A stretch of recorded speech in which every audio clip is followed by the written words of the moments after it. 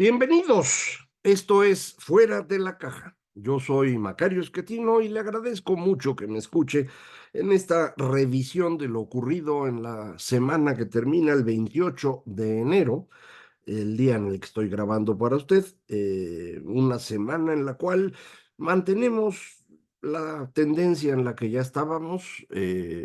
Todo indica que el presidente percibe que las cosas no van tan bien como ellos dicen y sus seguidores repiten, y por lo tanto nos va a ofrecer eh, una nueva idea acerca de cómo destruir al país el próximo lunes 5 de febrero. eh, Reformas que en principio aparentemente van en el rumbo de acabar con los órganos autónomos de gobierno, no todos. El Banco de México e INEGI aparentemente no están en la mira, pero todos los demás sí los quieren borrar ya por completo. Y también una reforma a las pensiones para que una persona pueda jubilarse con el 100% del salario que tenía en el momento que decidió jubilarse. Eh, Esto segundo es claramente algo imposible.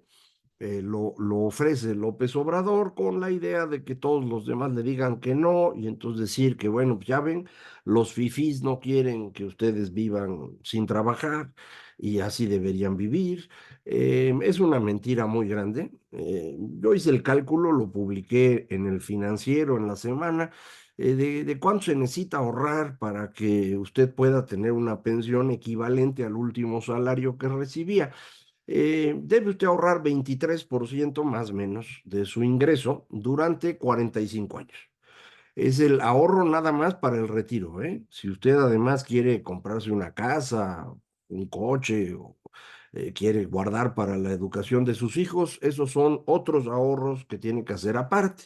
Es nada más para el retiro, este 23%. Es una cantidad muy grande y por eso en ninguna parte del mundo existe esto. No hay una jubilación que tenga una tasa de reemplazo de 100% para la generalidad de las personas. En muchos lugares se hace una diferencia para que quien gana menos, pues ese sí se le pueda dar 100% a través de algún subsidio, pero para la generalidad, pues está bien difícil.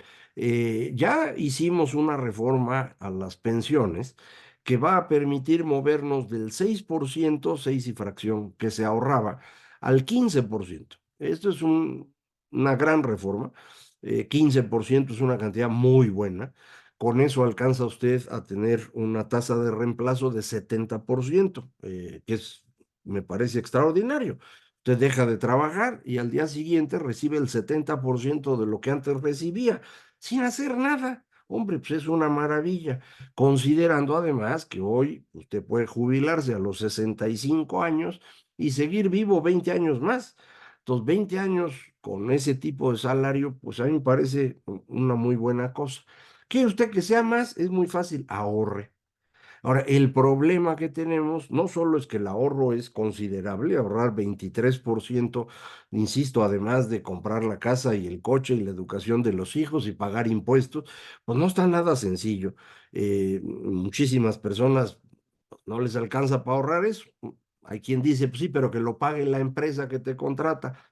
Pues al final es lo mismo. Los economistas hablamos de un concepto que se llama incidencia, es decir, quién a final de cuentas acaba pagando alguna decisión. Se usa mucho para los impuestos.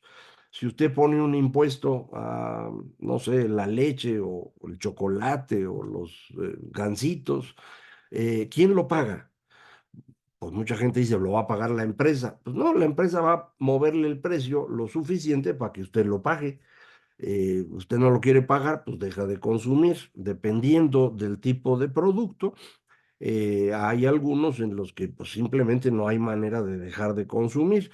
Estos se llaman productos con demanda inelástica. Es el caso de todos los vicios, ¿no? El alcohol, el tabaco, podría usted incluir ahí el chocolate y el azúcar, pero normalmente no lo suman. De todas las cosas que la gente quiere consumir de cualquier forma, la gasolina misma, porque pues, está bien difícil dejar de utilizarla, tiene uno que trasladar. Entonces, a esos bienes es a los que el gobierno les pone un impuesto adicional a lo normal. En México este impuesto se llama Impuesto Especial a la Producción y Servicios y van directamente a los productos en los que las personas pues no van a cambiar de opinión, van a seguir consumiendo. De manera que a final de cuentas usted paga el impuesto. Bueno, en el caso de la pensión es lo mismo. Dicen, no, pues en realidad lo va a pagar la empresa. Pues, la empresa lo paga, pero para sus cuentas, el costo de un trabajador no es el salario que el trabajador recibe, sino ese salario más lo que le pagas al Seguro Social y lo que le pagas al Infonavit y parte de el impuesto a la nómina, que ahora es muy frecuente en muchos estados. Todo eso forma parte del costo de una persona. Y por eso las empresas le cuidan mucho a quién van a contratar, porque pues, les va a costar una lana. Si usted recibe 100 pesos de sueldo, para la empresa eso puede costar 140, 150 o 200 pesos, depende de las prestaciones que usted tenga. Pues la empresa va a cuidar mucho a quién contrata y a quién no. Y para eso, pues hacen uso de varios procedimientos que no son exactamente legales, pero se usan. Periodos de entrenamiento que sirven no tanto para entrenarlo a usted como para medirle si realmente es usted una buena contratación o no. Porque en el momento que lo contraten, tiene usted estos costos que no son menores, más los 3 meses de liquidación en caso que usted se vaya, más 12 o 20 días por año, lo que sea que está considerando la empresa. De manera pues que el que paga al final es el trabajador. Si las empresas tienen que dar más dinero para la pensión, pues van a cuidar más a quien contrata. Entonces ocurre un fenómeno que aquí hemos comentado otras veces y yo lo he escrito en varios libros. Estas leyes laborales que defienden el empleo, lo que producen es desempleo. Si usted ya tiene trabajo, pues lo van a defender las leyes. Pero si usted no tiene, pues las leyes van a hacer que usted no tenga trabajo. Y esto se reproduce en un fenómeno que para México es muy importante y específicamente para el tema de pensiones. Una persona en México no trabaja 45 años con el mismo empleador. Trabaja usted un rato en una empresa y luego se sale para poner un changarrito de tamales y luego consigue una chamba en el gobierno municipal y de ahí otra empresa lo invita y entonces ya tuvo usted varias formas de contratación, digámoslo así.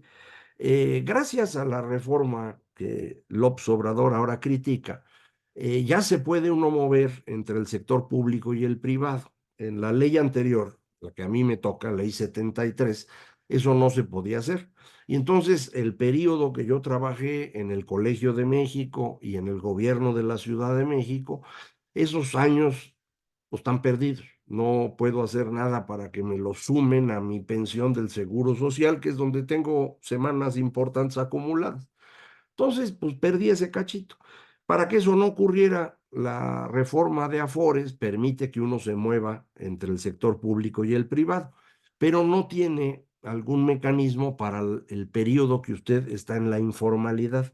Entonces, usted tendría que ahorrar durante ese tiempo la cantidad que normalmente le pagaban en la Afore, la tendría usted que poner de su bolsa. Son pocos los mexicanos que lo hacen, deberían hacerlo, porque eso les permitiría tener un retiro más decente, pero me imagino que para muchos no es algo simple y para muchos más creo que ni siquiera se les ocurre la idea. Entonces no acumulan las semanas necesarias para conseguir un buen retiro. Entonces, la idea de que uno pueda retirarse con 100%, una tasa de reemplazo de 100% es absurda, eso no se puede hacer. López Obrador no es que lo quiera hacer, no, lo quiere usar para pelearse con los demás y decir, miren, yo sí me preocupo por los pobres. 5 años de gobierno ya deberían ser evidencia suficiente de que el señor es un mentiroso y que no se preocupa por nadie que no sea él mismo, pero pues, ahí le sigue y a ver qué logra. La otra parte de las reformas que está proponiendo, la destrucción de los órganos autónomos, Creo que es algo un poquito más serio. Es algo que a lo mejor sí logra, pero además, si lo logra, esto va en contra de la próxima presidenta. No importa si es Claudia o Xóchitl, quien llegue no va a tener ya instrumentos para gobernar. Ya López Obrador destruyó prácticamente todo el funcionamiento del gobierno. En el gabinete, las secretarías, usted ni siquiera recuerda el nombre de los secretarios de Estado, por una razón, no están trabajando, no hacen nada, es irrelevante su existencia. Bueno, pues eso significa que quien llegue le va a costar un trabajo enorme volver a empezar a mover estas secretarías. Sin los órganos autónomos es todavía peor. Entonces, lo que creo yo que está intentando López Obrador es terminar su proceso de destrucción que está dirigido a concentrar todo el poder posible en su persona, no en la presidencia de la República, en su persona. Esto le va a permitir que no importa quién gane, Xóchitl o Claudia, él va a seguir mandando. Eso es lo que él cree. En eso está trabajando. Eh, no sé todavía cómo vamos a movernos en esta dirección, le iré pensando, pero en principio el objetivo que él tiene es ese. Esto es una medida populista, destruir los caminos de intermediación entre la ciudadanía y el poder, para con eso convertirse en un líder que habla directamente con esta cosa que él inventó, que es el pueblo. Y con eso, pues, puede él manipular lo que ocurre en la política. Es un problema serio porque concentrar el poder en una persona implica que todo el funcionamiento del Estado va a depender de que esa persona esté viva. Y todas las personas se mueren tarde o temprano. Y cuando se mueren, ¿qué hacemos? ¿Ya? ¿Cómo heredas eso? En estados donde se ha logrado que quien está en el poder un tiempo amplio, construya una red de sucesión, pues esto medio se resuelve. Pero a López ya no le dio tiempo. Digo, no es joven, no está en las mejores condiciones de salud. Yo espero que siga vivo muchos años, la verdad, pero es un riesgo. Y en el momento que falte, ¿cómo se va a controlar? Nada más voltea a ver la campaña de Claudia. Es decir, López Obrador construyó una coalición de los tecnócratas de Claudia con los chavistas de su mujer. Esa es la coalición que está yendo rumbo a la elección. Los chavistas de su mujer lo que quieren es que este país sea Cuba, Nicaragua o Venezuela. Se ve clarísimo en los libros de texto, lo puede usted ver en varios de los personajes que están allá a su alrededor, el Fisgón, Paco Ignacio Taibo, Jade Kolpolevsky, que a veces se aparece todavía por ahí, Martí Batres mismo, la candidata en la Ciudad de México, Clara Brugada. Esos son radicales del corte bolivariano, chavista, lo que usted quiera. Pero Claudia Sheinbaum trae otro grupo, ¿no? Sus tecnócratas, en donde venía también su candidato, el señor García Harfuch, que no pudo poner, pero que ahí la anda acompañando en los eventos, como para que se vea que hay equilibrio. Bueno, ¿qué van a hacer en este grupo conforme López Obrador pierda la posibilidad de mantener todo en sus manos? No está nada sencillo. Entonces, bueno, ahí hay un tema para preocuparse. El otro tema, evidentemente, que tiene que ver con las pensiones, es el tema del populismo económico. Este gobierno ha sido un gobierno populista, también en lo económico. Muchos colegas han insistido en que es muy responsable en materia fiscal. Eso es un cuentazo. Nunca lo fue. Primero saquearon fondos y fideicomisos, cancelaron el aeropuerto de la ciudad, con eso generaron una deuda del gobierno de 320,000 millones de pesos, a la que le sumaron 160,000 millones más para construir el aeropuerto Felipe Ángeles, que no sirve para nada, y luego otros 500,000 millones de pesos en Dos Bocas, y en el tren al menos llevan 500,000 y nomás tienen la primera mitad. Yo creo que ya no terminaron, pero si quisieran terminar, se llevan al menos otros 500,000 millones de pesos para un tren mediocre. No estamos hablando de trenes de alta velocidad o maglev, no, no, no. Es un tren chafita y aún así evaporaron 500,000 millones de pesos. Esa cantidad la ha quemado en Pemex cada año. Entonces, ¿por qué me dicen que es responsable? No, no lo es. No hemos tenido una crisis profunda porque tuvo mucha suerte, López. La pandemia, que él dijo me cayó como anillo al dedo, efectivamente le dio 2 años de plazo para poder administrar este proceso. Y él cree que con esos 2 años le va a alcanzar para llegar seguro a la elección y con un poco de suerte hasta el último día de su mandato, el 30 de septiembre de este año. Piensa que no va a haber crisis en ese lapso. Todo está listo para que tengamos un ajuste bastante duro en materia fiscal, sobre todo. El tipo de cambio, ya sabe usted, no lo definimos en México, es un asunto que tiene que ver con perspectivas internacionales.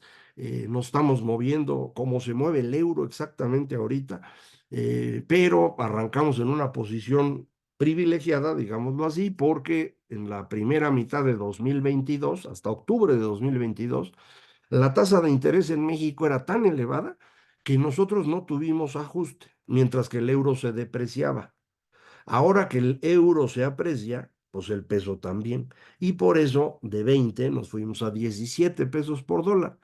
El movimiento, diga, razonable era estar en 23 y moverse a 20, pero no ocurrió así por las altas tasas de interés en México entre enero y octubre de 2022. Siguen siendo elevadas hoy, pero los demás también ya tienen tasas elevadas. En aquel entonces éramos nosotros solitos.